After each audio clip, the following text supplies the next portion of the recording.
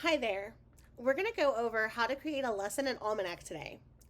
From your homepage in Almanack, you'll click on Lesson Planning. From there, you'll click New Lesson.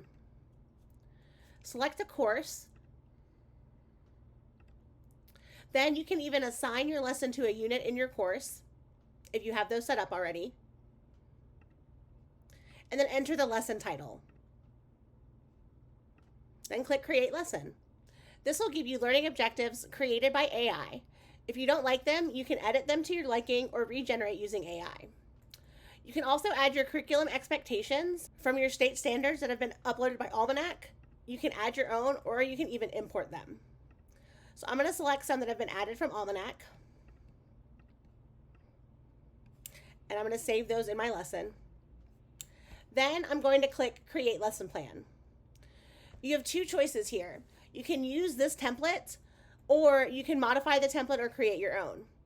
If I click Modify this template or create my own, I can choose from a new template that we have loaded in Almanack from all of these options,